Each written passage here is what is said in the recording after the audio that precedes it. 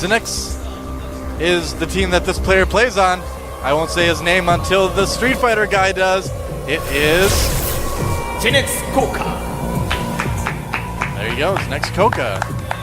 One of the few remaining ZeNEX players in GSL in general. That's a team that used to have just a ton of guys. Lately been kind of fading from prominence a little bit. Made it to this round last season. See if he can do better. Yep. Beat Squirtle in the last round to advance. Yeah, really destroyed Squirtle too. A lot of people were surprised by that. I was one of them. But he played really well. Yeah. We haven't seen much of his ZVT yet, though. Yeah. He's only played a few games in the GSL against And here's Terran. our Terran player, formerly known as Cute Fou. Now he's not cute anymore. He's mean. He's MVP Nobles. MVP Nobles. There we go. Nobles. Actually, now that I look at it, Coca hasn't played any games versus Terran, I don't think, in GSL. Yep. He's 1 and 2 from the Zotac team invite. And actually, the two players he lost to in the Zotac invite were Bomber, no shame in that, and Noblesse. Oh, really? Noblesse beat him in January in the team league, Huh. the Zotac league. So a little bit of a possible get back here for Coca. Definitely some history going on between both of these players. Thanks to LG, Intel, and G-Skill for promoting esports, for supporting esports, for making the GSL possible. Gas before pool for Coca and a 2 racks for Noblesse. Oh, looks like the drone squeezes out just in time. Speaking of units coated in butter. That's right, dude. A drone, actually, drones are pretty meaty, and there's not much, not much You can have like barbecue metal. drone wings. Yeah, drones can be pretty tasty, I think, with butter on them. That's what we're going to have to do next time for Twitter. Which is the most appetizing looking StarCraft 2 unit and why? Oh, is he going to block? Nope, he's not going to block the expansion. Yep. And he's actually not going to make an expansion. He's going to make Zerglings instead. Very interesting that he went gas pool. Usually you don't see a lot of Zergs doing that against Terran. A lot of Zergs have been going hatch first or hatch pool and getting their gas a little bit later. So I'm really curious to see where Coca is going to go from this. Well, getting a very fast Zergling speed. It's something that no one was doing until July Zerg started doing it, and people were like, oh, hey, like you can actually be a little aggressive and get your early speedlings out. You don't have to worry about marine pressure quite as much. Yep. So a little bit of a smart move, especially considering, well, he didn't know at the time, but there's 2 racks there, pumping some Marines across the map, so it's good he's going to have Lings early. More Zerglings running across the map. I always kind of thought Zerglings looked like little hairless rabbits. You kind of picture their claws they as kind of bunnies. do. They hippity hop along. Yeah. Claws are like little ears, and they kind of hop. Yeah. I can see it. Yeah. I wouldn't want one as a pet. You wouldn't? No, I wouldn't want a rabbit as a pet, actually. Might be hard to house train a Zergling, too. You're like, go outside, and it just eats you. I like that Overlord there. He's like, I will give my life going into the Terran base to see what he is up to. Hey, there's a command center on the edge. I can live. I got my intel. I can get out. That's right. Only doing as much as is required for him. For the swarm. Can't discredit And that actually the was Overlord for important. that. He doesn't need really to go in there right now to see what tech's going on, because seeing that command center, he knows it's going to be an expansion. There's not any sort of major attack or tech going on. He always saw the 2 barracks, so he knows that there's going to be some Marines. Yeah. And when you see 2 barracks on the command center, you could assume there's going to be the 2 gas like we just saw, and then the tank projection. So, yeah, very standard opening right now. So far from MVP Noblesse. Fairly standard opening from ZeNEXCoCa as well, although not an opening we see quite as much in CVT these days. This is interesting. He's got a dozen Marines running over here. He might be Overlord hunting. Yeah, he certainly could be, and he just missed one as well. Missed one up there, yeah. He's going to be able to make his Zergling run Zergling first. off the tower. If you notice, one thing he did was take a Marine and make it run ahead of the other ones. I really like that. That was actually Gives him clever. just a second or two to kind of adjust to any big Zergling attacks or Banelings that might be around really early in the game. 2 factories going out right now for Noblesse, and a lot of times when you see 2 factories, that suggests Blue Flame Hellions, although sometimes it also just suggests they want to get a lot of tanks out. Have to see which Noblesse decides. Yeah, he could even theoretically switch over into full mech or biomech. Yep. Now, the reason you get 2 factories with Blue Flame Hellions is just because you can put a reactor on one tech lab on the other, get a ton of Hellions out, do a lot of damage attack with just Marine Hellion. Or if you don't want to make that reactor, which takes a few cycles to kick in, with the 2 factories, you can make a lot of Hellions anyway. Yeah, you can do it either way. And actually, It's a blue Noblesse flame Hellion. rallying some more. There's the blue flame upgrade being started in a couple Hellions right now. And a Roach Warren for Coca. Good response there. I think he kind of suspected something.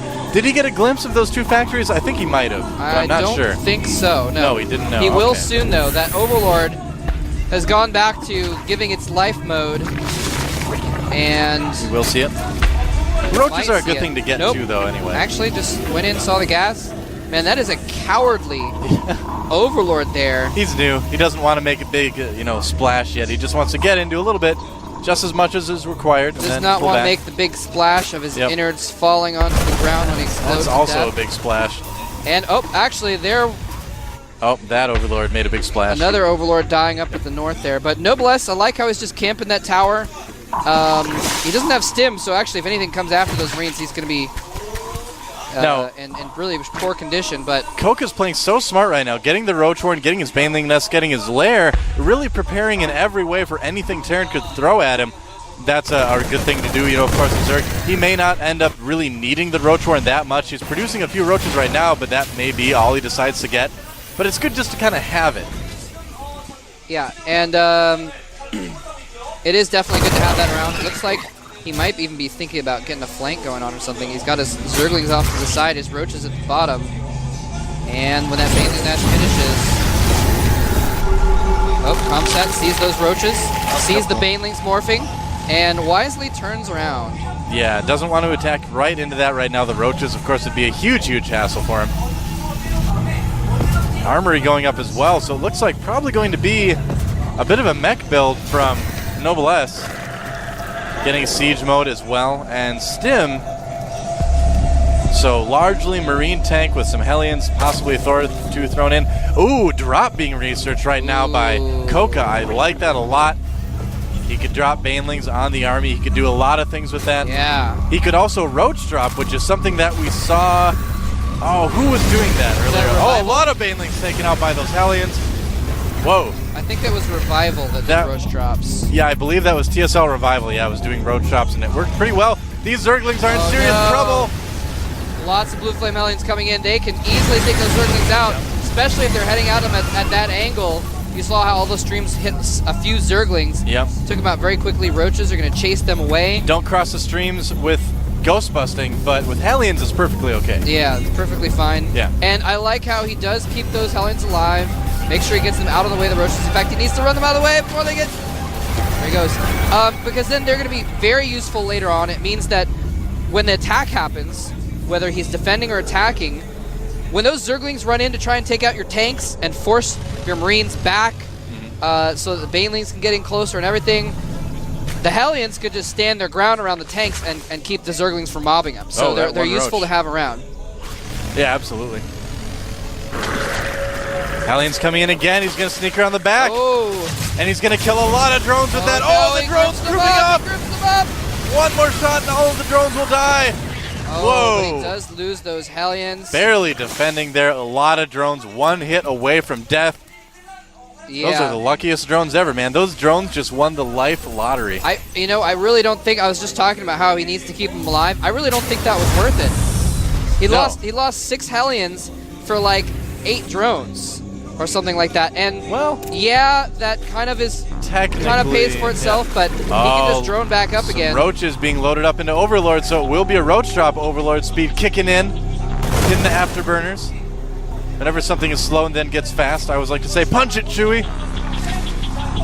There they go. And we saw Revival do this to pretty good effect against Slayer's Ryung, I believe it was. Ryung did win that match, but Revival definitely showed us something pretty cool. Yeah, Overlord's coming out as well. He could drop them on the tanks as well, I suppose.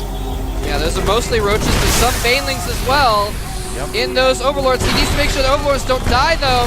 The front Overlords are empty to soak up damage, and he's going to be able to drop all over the tanks and Marines. Everything exploding to acid from Roaches and Banelings. He might be able to hold this off, but he just did a ton of damage. And actually, wow, those 2 siege tanks in the back didn't really get roached on. Oh, he's going to lose a good amount of Overlords on the way out, too. This could be pretty bad. One going down and another going down. Okay, only 2 Overlords, but still. That's a good amount. It was hard to watch.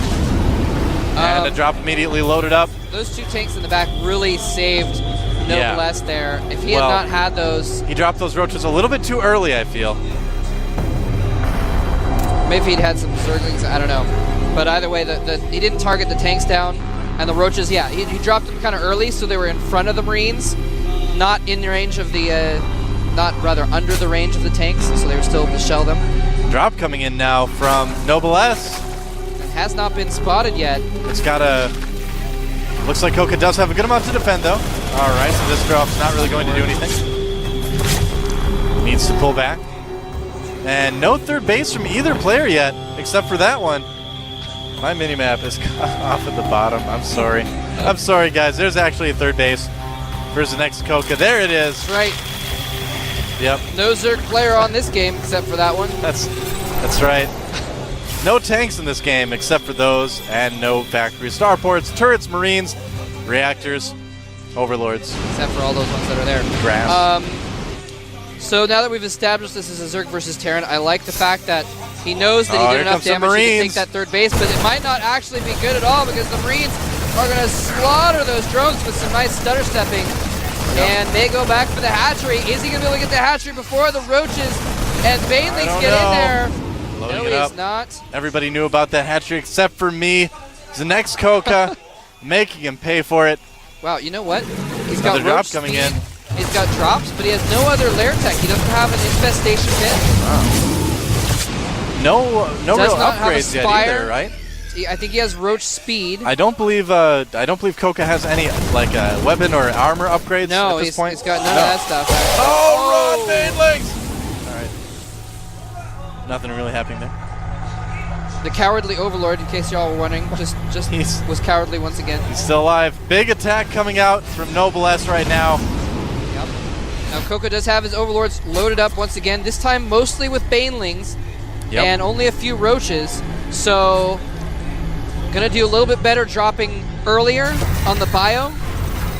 And he's gonna need to be really careful. We've seen a lot of Terran players get caught because they didn't look for what was ahead. They didn't get that siege up in time and lost because of it. We've even seen players like Nana lose. So will Noblesse look ahead before he moves out? Oh, he's gonna spot it with the roach. Oh, those Marines getting owned by banelings. Oh, wow. And here comes a bit of a drop.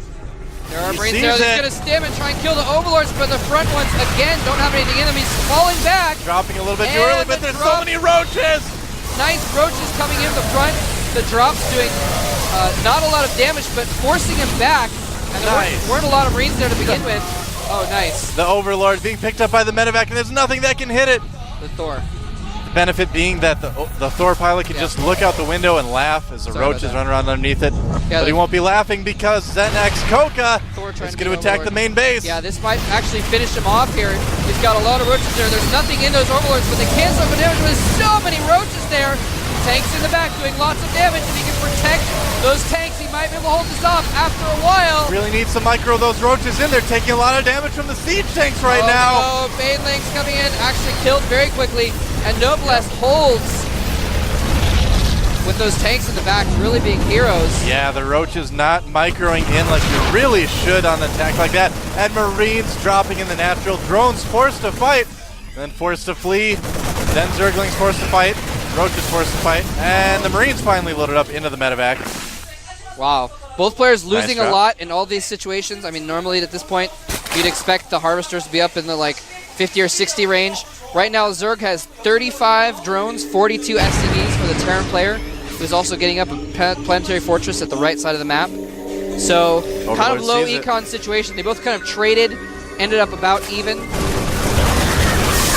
Another drop being cleaned up pretty easily by ZeNEXCoCa.